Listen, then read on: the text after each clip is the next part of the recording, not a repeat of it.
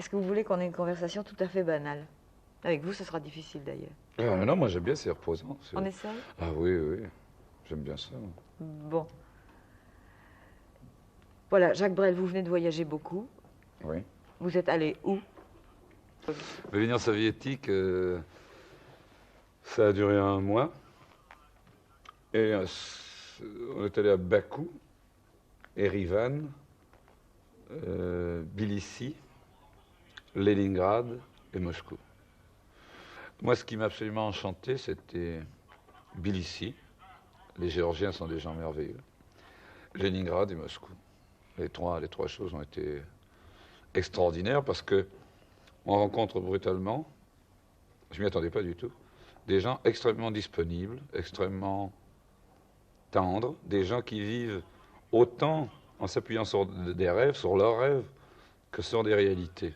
Et ça donne une espèce de cocktail merveilleux. Ces gens ont le temps, la notion d'argent n'existe pas, enfin, ça c'est quand même une chose un choc que j'attendais depuis 20 ans, je crois, rencontrer des gens qui voulaient 1 million ou 10 francs, que je voulais que ça fasse. Enfin, on peut rien acheter, on s'en fout. Enfin, ça, c'est assez formidable. Des gens quand même soudés par des idées communes réelles, enfin, absolument. Et puis extrêmement disponibles, extrêmement curieux des choses de l'Occident. On dit, mais je ne les crois pas curieux de manière spécifique de l'Occident. Ils sont curieux de nature, ils veulent s'instruire, ils veulent lire. J'ai trouvé ça très beau, très tendre. J'ai trouvé ça très fraternel. Voilà. Si vous dites ça, c'est que vous avez été accueilli par eux. Oui, c'est-à-dire que... Je veux dire, dans les maisons. Oui, c'est ça. Alors là, je suis un petit peu vicieux. J'ai vu plus de soviétiques que de musées. Enfin, oui, j'ai préféré aller chez eux, discuter. Enfin, puis je connaissais absolument personne, ça s'est fait comme ça là-bas. Mais là, j'ai rencontré des tas de gens partout, enfin à peu près. Sauf que je vous dis, à Bakou, c'était très difficile, et où ça sent vraiment beaucoup le pétrole. Et en Arménie, où là, on était un peu déphasé, on a débarqué là-bas, enfin. Mais après, on a pu s'organiser, voir pas mal de gens. Et c'est absolument passionnant, et passionnant dans la tendresse, dans une espèce de gentillesse qui est devenue très très rare dans le monde.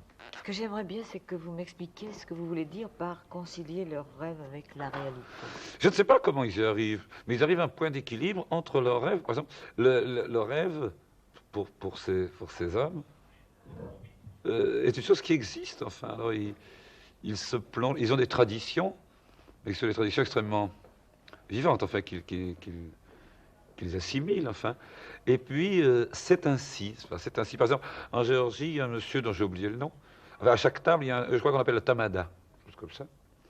Et ce gars fait des discours toutes les 10 minutes. Il se lève, on ne boit qu'avec lui. On ne peut boire qu'avec lui, on ne peut pas boire isolément.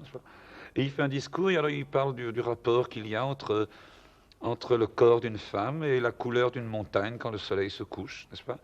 Et il en parle d'une manière absolument incompréhensible à première vue, et on s'aperçoit que ce monsieur n'est pas Tamada qui veut, mais enfin il y en a des tas, que ce monsieur en réalité improvise une espèce de poésie en fonction du jour, de la lumière, de la tête des gens qui sont là, de la conversation courante, et c'est absolument fantastique. Vous assistez à une espèce de roman poétique qui se développe pendant des repas qui durent 3 ou 4 heures, autour du vin géorgien, des fruits, de tas de choses, et ce monsieur se relève toutes les 10 minutes, et tout le monde écoute, et c'est beau.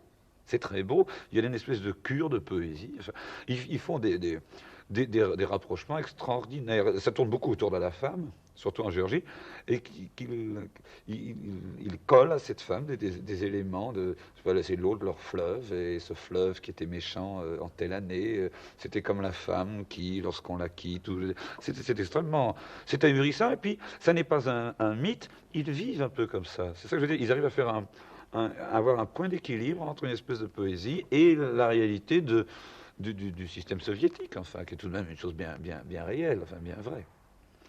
Ils ne travaillent pas beaucoup, par exemple. Ils travaillent beaucoup moins qu'ici.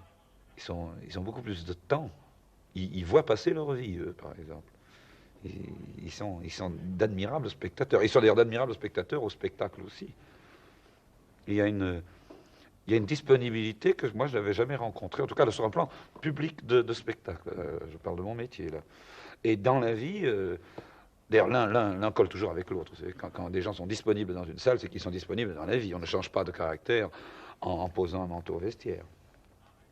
J'étais assez charmé, assez séduit. Ouais. C'était bien.